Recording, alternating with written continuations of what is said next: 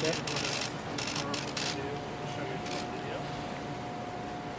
an incredible aerial footage by viewers who a photographer from LA shoots these aerial shots with very high dynamic range, and this system is built to take advantage. The system is designed to take advantage of the performance of the system. The detail is there in this great profile.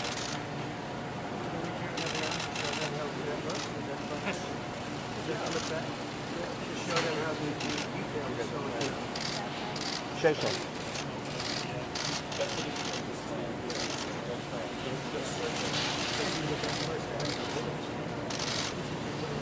And now, John, when you pulled this up, so notice how we did this.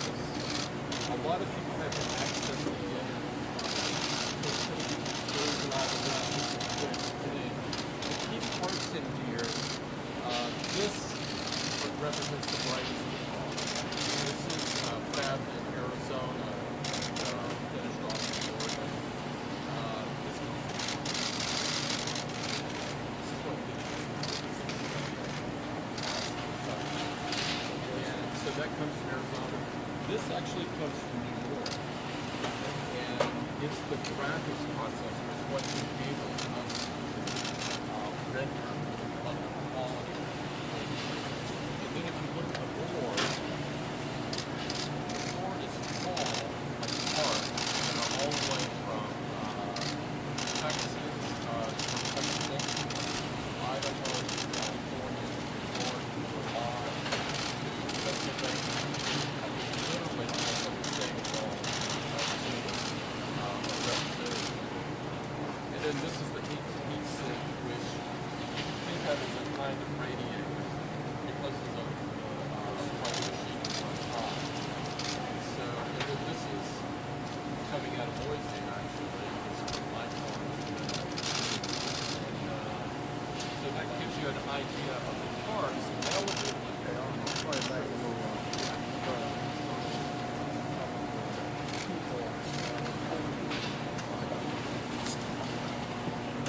Sir.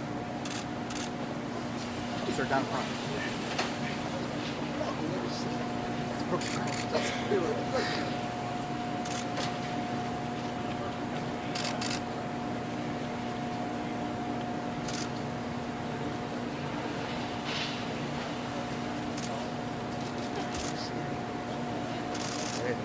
All that point.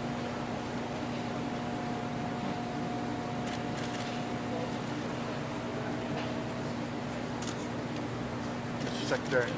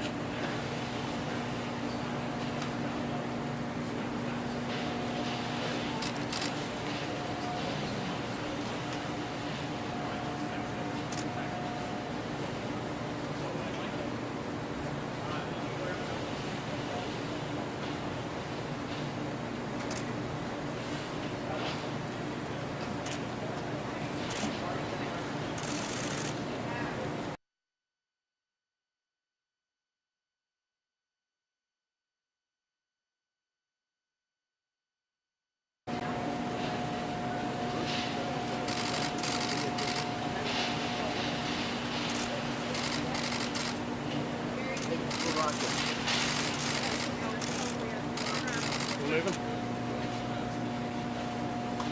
Sorry.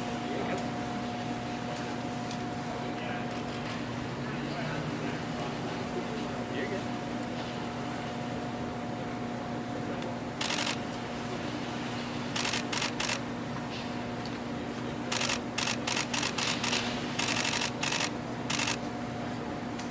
Brooks, you better get your boss.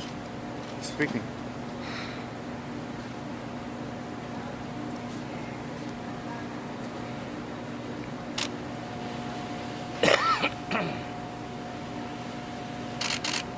This guy's on proof.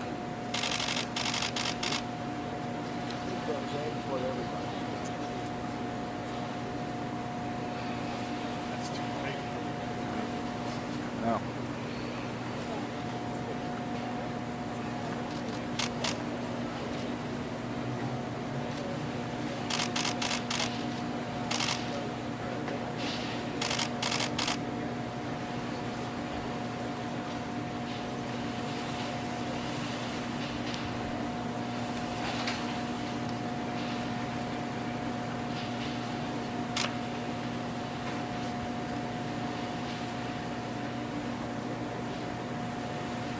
Steve Holland. He's got to be able to see you if he's going to come over here. He's looking chatty. I think He's about to. But not if he doesn't see you. Sir, Steve Holland's over here. Phil, how's that mic? Here we go.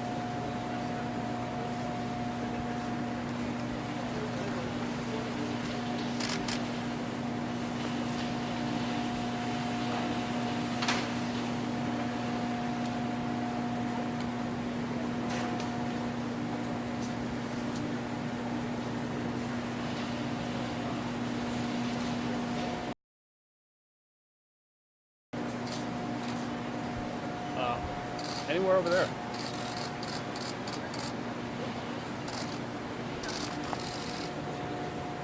That works right there. Yeah, that's fine.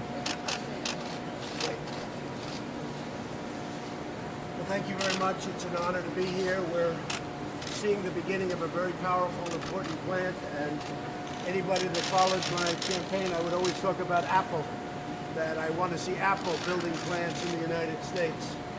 And that's what's happening, and having Tim Cook is somebody that I greatly respect, a great leader, a great businessman, and it's a very special day. For me, this is a very special day. Our country is doing well, probably better than ever before, certainly from the standpoint of the economy. And we're in a state that I love, Texas, and Tim has a couple of things to say, not only about this incredible product that is made right here, very, very unique product, but also about their expansion from this point forward. We've already done it up to here, but from this point forward. And the nice part here is you don't have to worry about tariffs. Because when you build in the United States, you don't have to worry about tariffs. It sort of helps people make a decision to come in. But he's a very special person as far as this country is concerned because of the great job potential and the great job that he's done. Apple is the first $1 trillion company. And that was about a year ago. Now it's about $1.3 trillion, I think you said. But Apple is doing fantastically well. So we're honored that you're doing what you're doing. We're honored to be here with you at this special occasion. And we'll be back. We'll be back. Thank you. I'd like to thank everybody for coming and joining us. And I'd particularly like to thank President Trump, Secretary Mnuchin, and Ivanka, and the other members of the administration. I'm grateful for their support in pulling today off and getting us to this far. It would not be possible without them. What you're seeing here, the product, the Mac Pro, is 15,000 times more powerful than the original Mac, and it can perform 56 trillion tasks per second. That's 56 trillion tasks per second. It's absolutely glorious. We could not be more proud of the product. It's an example of American design, American manufacturing, and American ingenuity. We want to thank everybody for coming, and turn it back to, one other thing. This morning, we also announced a $1 billion investment, groundbreaking. Rebecca was there with me for this, for a 3 million square foot site in Austin, about 10 minutes or so away from here. So we view Austin as a very key place for the future of our company. It's the second largest site in the world for us, next to our home base in Cupertino. So I'm hoping for obviously more investments to come. Thank you very much. So Tim was saying just a little while ago that he's starting this massive new development also in Texas, Austin. But he's also said something to me about the American economy, because he said, all over the world. I would say there's probably nobody that's more over the world than Apple. And what would you say about our economy compared to everybody else? I think we have the strongest economy. Strongest in the world. Congressman, please come over. Two of our great congressmen. And it's great to have you. I can see you in the audience here. Thank you, Mr. President. Thank you, Mr. President. So, if anyone has any questions, go ahead. What did you make of Ambassador Sondland's testimony this morning? Well, I think it was fantastic. I think they have to end it now.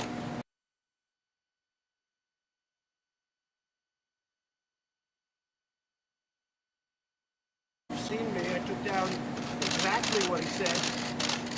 He called and he said, he asked me what should he do? I said, I want nothing. Then I repeated it, I want nothing. I want no quid pro quo.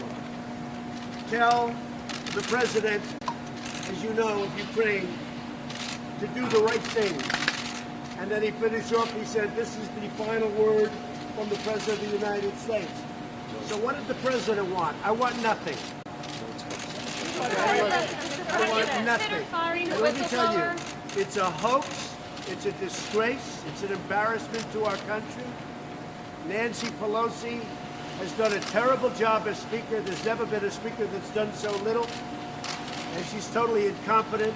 And Shifty stands up and he tells lies all day long, and even with that.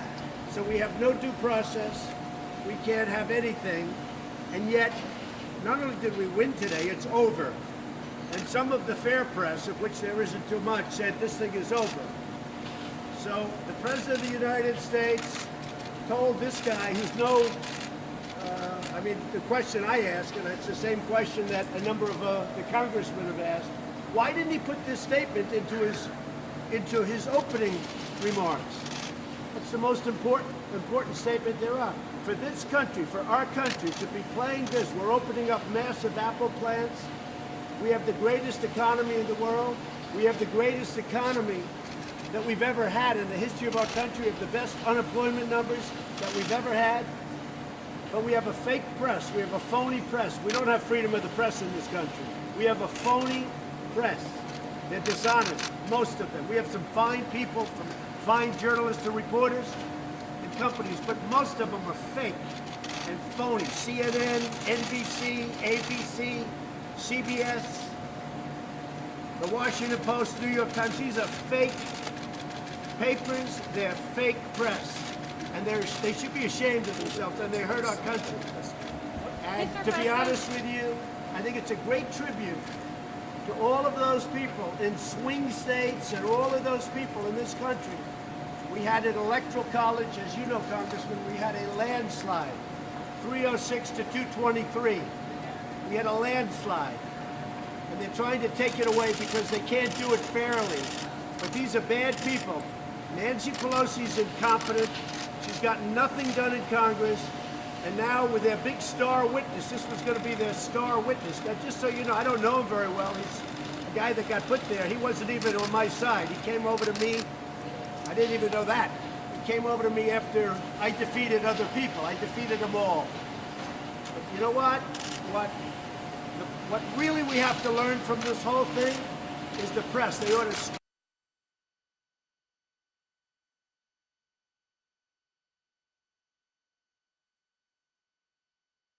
The fake press, with the media the way it is, they should be ashamed of themselves. Mr. President, have you considered taking any action against the whistleblower?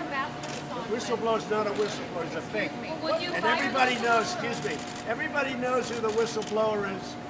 And the whistleblower is a political operative. These gentlemen know it. He's a political operative.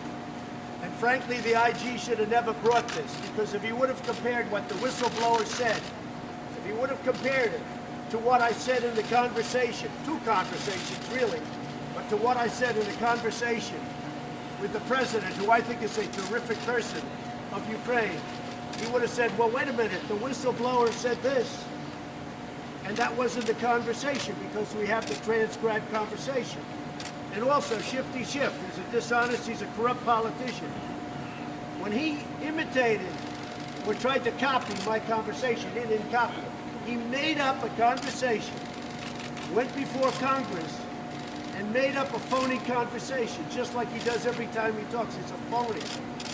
He's a very dishonest, very corrupt politician. So instead of, and look, the big upset, as you folks know, was when I released the transcript. Because I don't like doing that, because you have to keep this very, very classified and confidential when you're speaking to heads of state. But I released it because Schiff and the whistleblower made up a phony deal. And I'll tell you what, you ought to be ashamed of yourself. The press should be ashamed. And they ought to end the witch hunt right now. Would you take some kind of action against the whistleblower? When you say Zelensky should do the right thing, I didn't say that. When you told He's already done the right thing. Because the president, if you look, of Ukraine and his spokesman, the foreign minister, they put out there was no pressure whatsoever, none whatsoever. And you knew that. You knew that very well. But you're fake news, and you should be ashamed of yourselves, and you should. Mr. President, you can sign the Hong Kong bill. To investigate the Bidens, Mr. President. The Bidens is a whole different story. When you talk about corruption, when you have a guy that made no money, his father becomes vice president, and all of a sudden he's getting millions and millions of dollars from Ukraine, from China, from all of these countries. You just see two of them. This guy made nothing. He got thrown out of the Navy. He couldn't get a job. And then his father becomes vice president. And the press doesn't want to report it because the press is dishonest. So I think it's a disgrace. I think the whole thing with Biden is a disgrace. Are you President, Should Apple be exempt from China tariffs? Well, we're looking at that. And, you know, the problem we have is you have Samsung. It's a great company, but it's a competitor of Apple, and it's not fair because we have a trade deal with Korea. We made a great trade deal with South Korea. But we have to treat Apple on a somewhat similar basis as we treat Samsung. Now, with all of that being said, we're doing very nicely with China, but I like it the way it is now.